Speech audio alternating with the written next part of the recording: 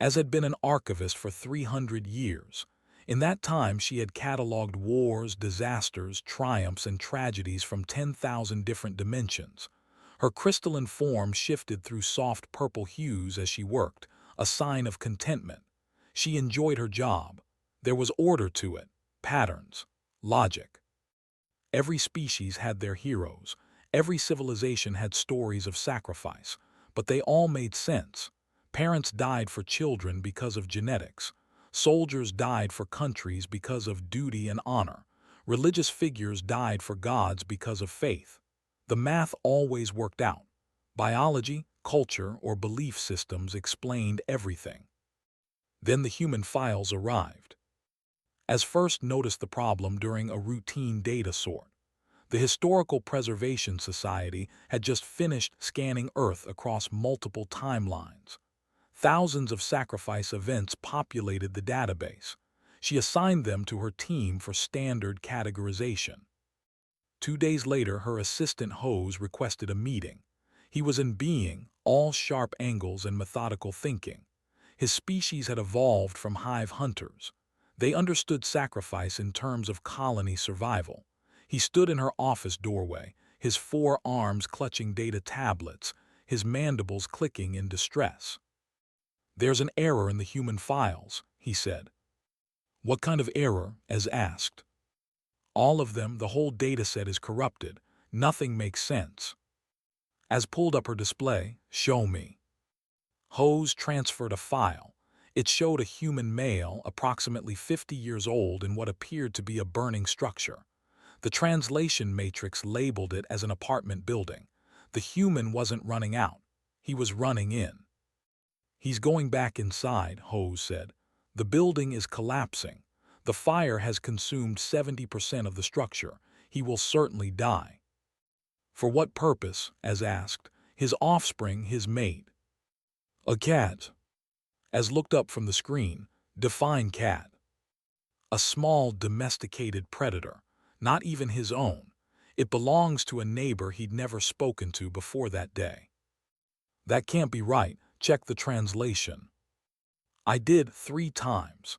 The human dies retrieving an animal that provides him no genetic benefit, no social standing, no religious merit. The neighbor doesn't even thank him. She's too traumatized by his death." As felt her form flicker through confused orange tones. "Perhaps this is an anomaly, a mental defect." Hose transferred another file, then another, then 100 more.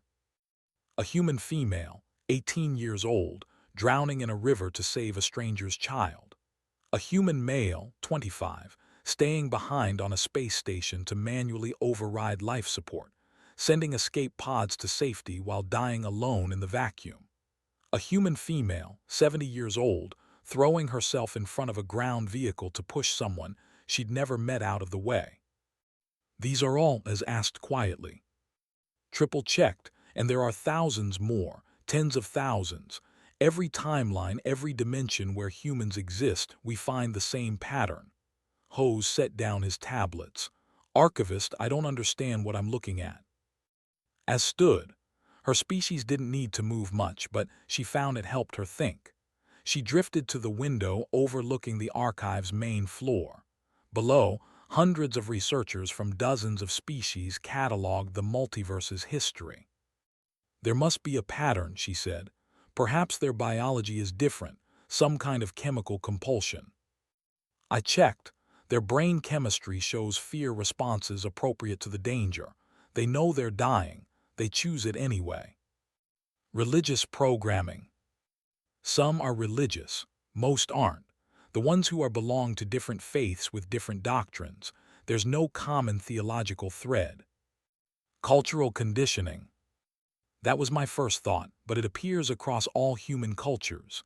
Eastern, Western, Northern, Southern, rich, poor, every variant." As turned back to him. "That's impossible. Evolutionary biology doesn't support sustained altruism beyond kin groups and reciprocal relationships. There must be something we're missing." "That's what I thought," Hose said. "So I'm requesting permission to launch a full investigation. research drones, observer posts, the complete analysis protocol. Do you know how expensive that is? Yes, but archivist, if these files are accurate, then humanity represents something we've never documented before. A species that systematically acts against its own survival interests for no logical gain. His mandibles clicked rapidly. That's not just unusual, it's theoretically impossible.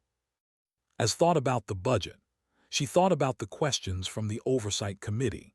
She thought about her reputation if this turned out to be a massive translation error or data corruption. Then she thought about the old human male running into fire for a cat. Approved, she said. But Hose, I want complete documentation. Every sensor, every perspective, every piece of data cross-referenced.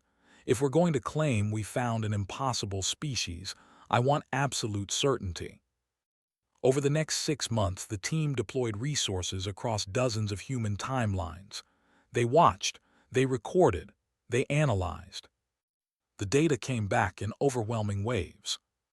A human soldier threw himself on an explosive device to shield his squad. That made sense, Hose thought. Tribal bonding, military conditioning.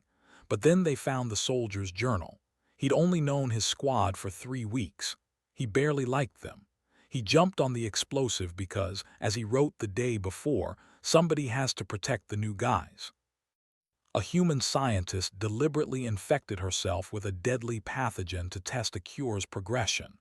Logical, perhaps, for the greater good of her species.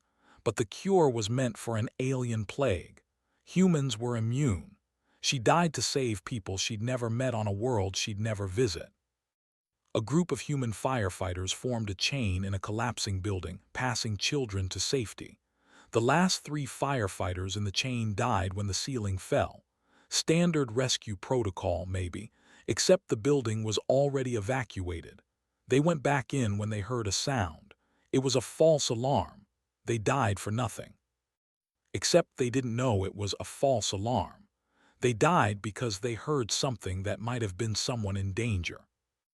As watched the recordings until her crystalline structure ached, she brought in specialists, evolutionary psychologists, behavioral economists. Everyone had theories. None of them explained the scope of what they were seeing. Perhaps it's a form of social currency, suggested Doctor, an economic theorist. They sacrifice for reputation. Most of these acts have no witnesses, as countered. Many of the humans die alone. No one knows what they did. Genetic legacy, then. They're protecting their offspring's future environment. They do it for other species, for artificial intelligences, for ecosystems that won't exist for generations. One by one, the theories failed. Hose became obsessed with a particular case, a cargo pilot named Maria. The research drones found her across 17 different dimensional timelines. In each one, the same scenario played out with minor variations. Her ship's reactor went critical near a populated station. She had approximately 40 seconds to eject and save herself. In all 17 timelines, she made the same choice. She didn't eject. She fired her maneuvering thrusters and piloted away from the station. The ship exploded in empty space. She saved 80,000 lives. In most timelines, those lives belonged to aliens who had treated her with suspicion and prejudice. They didn't even know her name. Hose played the recording from Timeline 7 over and over. The moment when made her choice. The moment when she could have lived but chose not to. The cockpit recorder captured her last words. "Sorry, Mom. Someone had to." "I don't understand," he said to us one evening. "What does that mean? Someone had to." Had to what? That's what I'm asking. As pulled up her master database, hundreds of human sacrifice cases. She ran a linguistic analysis on the recorded last words and journal entries. The same phrases appeared again and again. Someone had to. What else could I do? They needed help. I couldn't just leave them. They speak as if they had no choice, as said slowly. But they did. They always had the choice to live. So why didn't they? That was the question that kept us awake through many cycles. She began interviewing humans directly. The society had protocols for this, though they rarely used them. Direct observation could contaminate data, but she needed to understand. She spoke with a human philosopher who tried to explain something called moral obligation. She spoke with a human soldier who described duty beyond duty. She spoke with a human mother who simply said, "If you could help someone and you didn't, how would you live with yourself?" Slowly, terrifyingly, as began to understand. Humans had done something no other species had managed. They had taken empathy, a basic social bonding mechanism, and amplified it beyond all evolutionary logic. They felt the pain of strangers as if it were their own. Not perfectly, not always, but enough. Enough that dying to prevent that pain made more sense than living with the knowledge that they could have helped but didn't. They had weaponized compassion. "Hose," she said, calling him to her office, "I need you to look at something." She pulled up comparative data, charts showing sacrifice patterns across species, graphs plotting altruistic behavior against genetic relationships, mathematical models of reciprocal benefit. Every species had a line, a point where self-preservation overrode altruism. The line appeared at different places for different species, but it always existed. Humans had no line. Or rather, they did, but it wasn't where biology said it should be. It wasn't based on genetic similarity or social bonds or reciprocal benefit. It was based on need. If someone needed help, humans helped, even if it killed them. "This is going to change everything," Ho said quietly. "I know," Ez replied. They stood together in silence, watching the data scroll past. Thousands of humans across thousands of timelines making the same impossible choice. To save others at the cost of themselves. Not for glory, not for reward, not for any reason that made sense to anyone but humans. "What do we do with this?" Hose asked. As flickered through a dozen colors before settling on determined gold. "We document it, we verify it, and then we share it with everyone. Every species needs to know what humanity is before they meet them." "Why?" "Because when humanity reaches the stars, they're going to start dying for people, for aliens, for species they just met. They won't be able to help themselves." She turned to face him directly. "The galaxy needs to understand what that means, what it costs, and what it says about what we all could be." The investigation continued. The files grew. And in the archive of the Historical Preservation Society, a new section began to take shape. The largest collection of sacrifice data ever assembled, a testament to humanity's beautiful, terrible, incomprehensible compassion. They called it the Terran Sacrifice Compendium. And they had no idea what it would unleash. The Society's Oversight Committee met in the Grand Chamber, a space designed to accommodate beings of all sizes and environmental needs. As stood at the center, her crystalline form refracting the chamber's light into rainbow patterns. Around her, 50 representatives from 50 species waited to hear her presentation. She was about to tell them that everything they understood about evolutionary biology was incomplete. "Members of the committee," she began, her voice translated into 50 languages simultaneously. "6 months ago, my team began investigating anomalies in human sacrifice behavior. I'm here to present our findings and make a formal recommendation." She activated the main display. Images of humans filled the air, piloting her dying ship, the firefighters in their chain, the old man running into flames, thousands of faces, thousands of impossible choices. Humanity represents a statistical impossibility, as said. They are a species that has systematically chosen compassion over survival, not occasionally, not in specific circumstances, consistently, across all cultures, all timelines, all variants we've observed. Counselor Brent, a gaseous being who communicated through color changes, pulsed a skeptical brown. You're saying an entire species is biologically defective.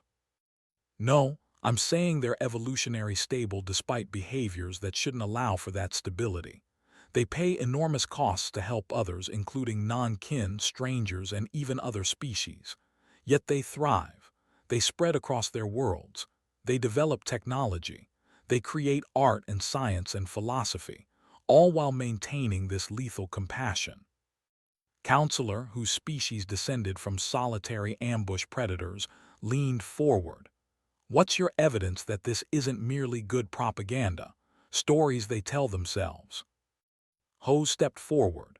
We have direct observational data from research drones, physiological scans showing fear responses, proving they understand the danger, genetic analysis ruling out biological compulsion, cultural studies showing the behavior transcends any single society or belief system, and most significantly, we have comparative data.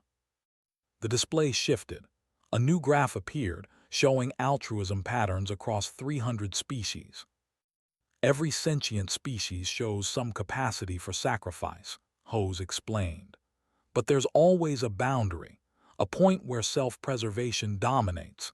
Here's where humanity's boundary should be, based on their evolutionary history and social structure. A red line appeared on the graph. Here's where it actually is. A blue line appeared, far beyond the red one, far beyond any other species line. The chamber fell silent. Counselor, an ancient being who had served on the committee for 2,000 years, spoke in her rasping voice. What you're showing us is dangerous, Archivist. I know. If other species learn that humans will sacrifice themselves this readily, they will exploit it, use them, treat them as disposable resources. That's a possibility, as agreed. And if other species see humans as self-sacrificing heroes, they may feel inadequate, resentful. It could cause social upheaval across the dimensional networks. Also possible. So why are you bringing this to us? Why not bury the data? As had expected this question, she'd asked it herself many times during the investigation. Because humanity is coming, she said simply. In multiple timelines, they're developing dimensional travel. In others, they're reaching for the stars. They're about to join the galactic community whether we're ready or not. And when they do, they're going to start dying for aliens. They won't ask permission. They won't calculate the costs. They'll see someone in trouble and they'll help, even if it kills them. Let them, Counselor Brent pulsed. Why is that our concern? Because we'll be the ones they die for, as let that sink in. Your crew member trapped in a reactor leak, your child caught in a station decompression, your entire species facing a plague. Humans will see those problems and they'll throw themselves at them. They'll die trying to save you, and you won't have asked them to. You might not even want them to, but they'll do it anyway because that's what humans do. Counselor's eyes narrowed. You sound like you admire them. I'm terrified of them, as corrected. I've spent 6 months watching humans die for the most trivial reasons, for animals, for strangers, for people who hated them. I've watched them make impossible choices over and over again. And yes, part of me admires it, but mostly I'm afraid of what it means. What does it mean? Asked. As took a moment before answering. It means that every species in this room has built civilizations on the principle of rational self-interest. We cooperate when it benefits us. We sacrifice when the math works out. We've created laws, economies, and societies based on the assumption that beings will prioritize their own survival. And now we're about to encounter a species that doesn't follow those rules. A species that will look at our carefully balanced systems and break them by caring too much. She pulled up another file, a simple video feed. It showed a human woman, late 20s, sitting at a desk. She was writing something. The translation matrix identified it as a letter to her mother. This is Lieutenant Sarah Vega, as said. In Timeline 42, she's stationed on a deep space monitoring outpost. Tomorrow, an alien vessel will suffer a cascade failure near her position. The vessel contains 3 crew members from a species humanity has just encountered. First contact happened 8 days ago. It did not go well. The aliens were hostile, suspicious, and threatening. She fast-forwarded the video. Now it showed the monitoring station's control room. Alarms blared. The human woman was at her console, working frantically. The alien vessel's life support is failing, as narrated. Lieutenant Vega has two choices. She can broadcast rescue instructions and hope the aliens can implement them before their crew dies, or she can take her station's only shuttle and reach them in time to save them. The shuttle has enough fuel for a rescue run or for her to reach the next human outpost. Not both. The committee watched as the human woman stopped typing. Her hands hovered over the controls. She was crying. Then she launched the shuttle. She saves all three aliens, as said. They're unconscious when she pulls them aboard, so they never know a human helped them. Lieutenant Vega's shuttle runs out of fuel 40,000 kilometers from the nearest outpost. She drifts for 11 days before dying of dehydration. She recorded a final message. Would you like to hear it? No one spoke, as played it anyway. The human woman's face filled the display. She looked exhausted, barely conscious, but she smiled weakly at the camera. "Hey, Mom," she whispered. "I'm sorry I won't make it home. I know you'll be mad at me for this, but I couldn't let them die. They have families too. Someone who loves them, someone waiting for them to come home. I couldn't take that away from someone just to give it to you. That wouldn't be fair." She paused, taking shaky breaths. "Tell everyone I love them, and tell them I don't regret this. 3 people are alive who wouldn't be otherwise. That's worth it. That's always worth it." The recording ended. The chamber remained silent for a long moment. Finally, Counselor spoke. "What are you proposing, Archivist?" "I propose we create a mandatory educational module," as said. "Every species that reaches capability must be required to study the Terran Sacrifice Compendium before encountering humanity. They need to understand what humans are, what they'll do, what it costs." "That's unprecedented," Counselor Brent protested. "We don't mandate education about specific species. We've never needed to. Every other species makes sense within our existing frameworks. Humanity doesn't. They're a blind spot in our understanding of sentient behavior. If we don't prepare other species for what humanity is, people will die.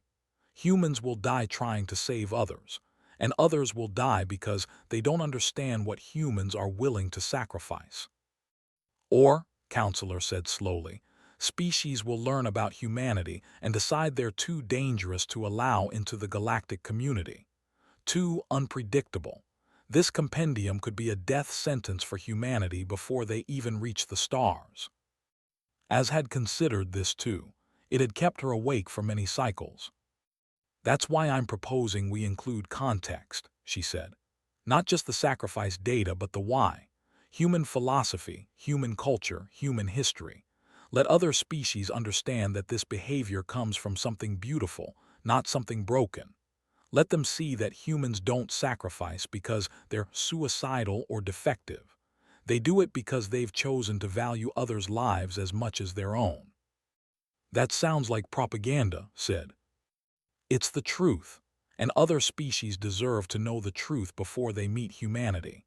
They deserve to know that somewhere out there, a species exists that will die for them, not because they've earned it, not because there's profit in it, but simply because humans think that's the right thing to do." Counselor studied Az for a long moment. "You've changed your position, Archivist. When you started this investigation, you wanted to find the logical explanation. Now you sound like you're advocating for humanity." "I'm advocating for honesty," Az replied. "I've spent 6 months trying to find the pattern, the trick, the hidden logic that makes humanity's behavior make sense. There isn't one. They're exactly what they appear to be, a species that cares too much, and the galaxy needs to know that, because when humanity arrives, everything will change." "How?" Brent asked. Az thought about all the data, all the recordings, all the impossible choices. She thought about dying in space, about the firefighters in the chain, About Lieutenant Vega drifting alone in the dark, satisfied that she'd saved 3 aliens who'd never know her name. Because humanity will force us to ask ourselves a question we've been avoiding for, she said. They'll show us that intelligence doesn't have to be coupled with rational self-interest. That advancement doesn't require calculating the cost of every action. That maybe, possibly, we've been wrong about what it means to be civilized. She gestured at the display where images of human sacrifice still flickered. Every species in this room has said that unlimited altruism is impossible, that evolution doesn't support it, that any species showing such behavior must be defective or doomed. Humanity proves we're wrong. They're thriving despite their compassion, perhaps because of it. And if we're wrong about that, what else are we wrong about? The committee debated for hours. Arguments flew back and forth. Concerns about exploitation, about resentment, about setting impossible standards. Worries about humanity's survival if other species learned how easily they could be manipulated.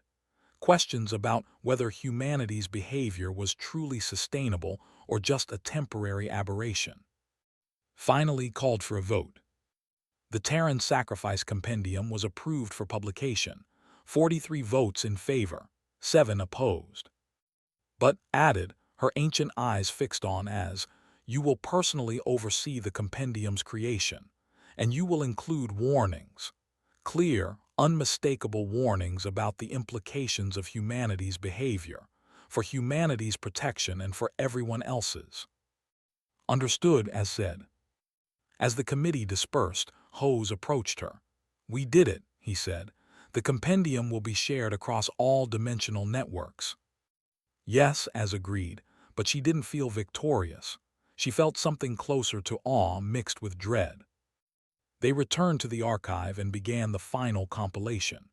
The Terran Sacrifice Compendium grew into the largest single-species study the Society had ever produced. Thousands of documented cases, hundreds of analysis papers, psychological profiles, cultural studies, biological scans, philosophical treatises. And through it all, one simple truth. Humanity sacrificed because they couldn't imagine doing anything else. As wrote the introduction herself, she labored over every word, trying to capture what she'd learned. This compendium documents a phenomenon unique in our understanding of sentient life. It began. Humanity exhibits sustained altruistic behavior beyond all evolutionary predictions. They sacrifice for kin and stranger alike, for member of their species and for others, for the living and for concepts like justice and mercy. They do this not from biological compulsion, not from cultural programming, but from a choice they make again and again, to value others as much as their own. She paused in her writing, watching through her office window as the archive's researchers went about their work. Beings from 100 species, all studying the past to understand the present. Would they understand what humanity was? Could they? She added a personal note to the introduction, breaking protocol. But this was too important for protocol. To the species who will read this, humanity is coming. They will reach the stars. They will join the galactic community. And when they do, they will save you. They will die for you. Not because you deserve it, not because you've earned it, but because they see you suffering and they cannot look away. This is not a weakness to exploit. This is not a standard to measure yourself against. This is simply what humanity is, and your response to their sacrifice will define you far more than it defines them. The compendium published on a Monday morning, as activated the distribution protocol and watched as it spread across the dimensional networks. Within hours, millions of beings across 10,000 dimensions were accessing it, reading humanity's stories, learning what humans were willing to do. The responses came quickly. Some species reacted with skepticism. Surely this was propaganda, exaggeration, myth. But the data was there, cross-referenced, hard to deny. Some species reacted with fear. A species that didn't value its own survival properly was dangerous, unpredictable, impossible to negotiate with. Several civilizations immediately flagged Earth as a quarantine zone, until humanity could be properly assessed. Some species reacted with inspiration. They created study groups, philosophical movements, educational programs based on human altruism. They asked themselves, could we be more like this? Should we? And some species reacted with grief. They read about Lieutenant Vega dying alone in space, about piloting into oblivion, about the firefighter crushed under rubble saving children who weren't there, and they wept for a species they'd never met, who gave so much and asked for nothing. Hose compiled the response data. It's the most accessed historical document in the archive's 50,000-year history, he reported. Every major civilization has downloaded it. There are already debates in a dozen galactic councils about what to do when humanity reaches space. What are they saying, as asked? Everything. Some want to protect humanity from itself. Some want to exploit them. Some want to learn from them. Some want to avoid them entirely. But they know now. They know. As added a final entry to the compendium, an epilogue that she hoped would shape how other species approached humanity. We have documented humanity's sacrifices so all species might learn, she wrote. But the true lesson is not whether we can emulate them. The question is whether we can be worthy of the sacrifices they will inevitably make for us. When a human dies to save you, they are not asking for your gratitude. They are not demanding you change to be more like them. They are simply demonstrating what they believe all life is worth: everything. She paused, considering her final words carefully. Humanity extends its hand in friendship readily, but remember, these are the same hands that will break every bone pulling you from the fire. They save what they love, and they love far too easily. Handle their compassion with care. It is the most precious and most fragile thing they possess. The compendium was complete. The galaxy knew about humanity now, or at least they knew enough to begin understanding. Hose found as standing at her window, looking out at the archive floor. "Do you think we did the right thing?" he asked.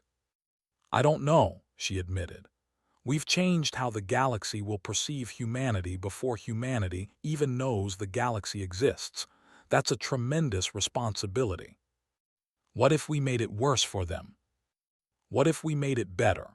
What if, because of this compendium, the first alien a human meets understands what they're dealing with? What if knowing about humanity's tendency to sacrifice saves human lives instead of costing them?" Hose clicked his mandibles thoughtfully. "There's something I've been wondering. After all this research, after watching all those recordings, studying all that data, do you understand humans now?" As flickered through several colors before settling on a soft, uncertain blue. "No, I understand what they do. I understand that they do it consistently. I can predict their behavior with reasonable accuracy, but I don't understand why it doesn't bother them more. Why they can make these choices and not be paralyzed by the weight of them. Why they can value others so much and still function."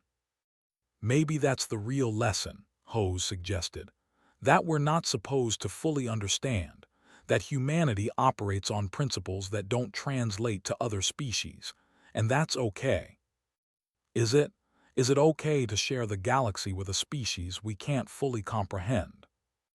We share it with hundreds of species we don't fully comprehend.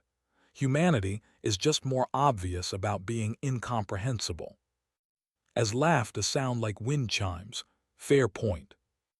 In the weeks that followed, as monitored the compendium's impact, universities created courses about it. Military academies studied it. Philosophers debated it. The compendium had become the touchstone for thousands of conversations about morality, survival, and what it meant to be civilized. And somewhere in dozens of timelines, humans continued doing what they did, saving others, sacrificing themselves, being impossible.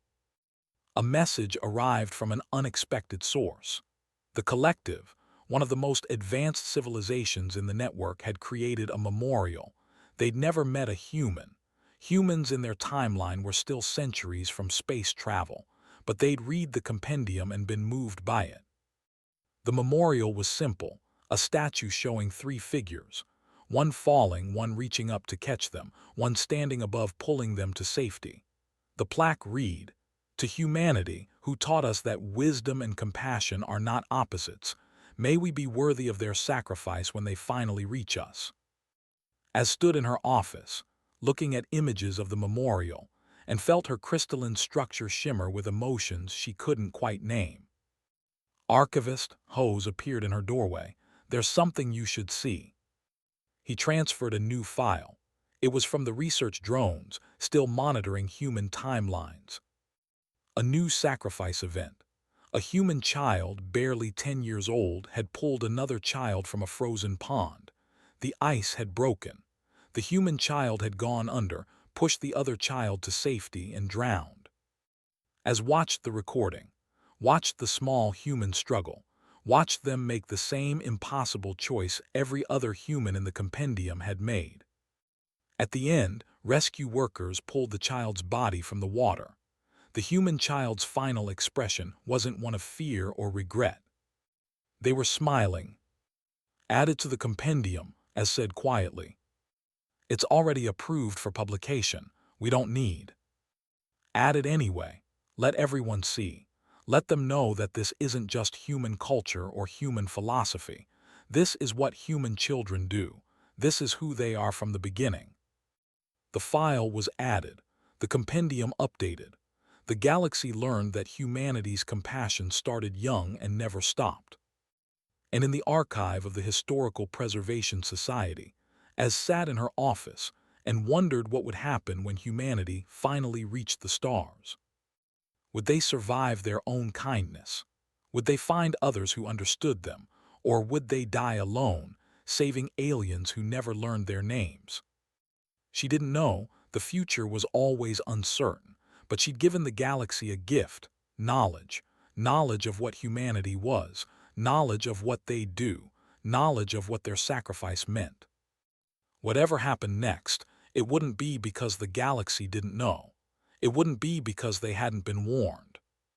Humanity was coming, and the galaxy would have to decide how to respond to a species that loved too easily and sacrificed too readily. As added one final note to her personal log, "I spent 6 months trying to understand humanity. I failed, but I learned something more important, that some things don't need to be understood to be respected. Humanity will sacrifice for us, whether we understand why or not, whether we want them to or not, and our response to that sacrifice will say everything about who we are." She looked out at the archive floor one more time. Tomorrow there would be more data to catalog, more events to document, more history to preserve. But tonight she thought about a species she'd never met, a species that would die for her without knowing her name, a species that had turned compassion into their defining trait and somehow survived because of it. "Thank you," she whispered to the empty office, "for showing us what's possible, for reminding us that logic isn't everything, for being impossible." Somewhere in a timeline far from the archive, a human was probably making another impossible choice, saving someone they didn't know, giving everything for someone who would never thank them.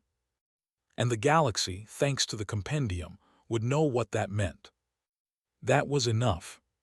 That had to be enough.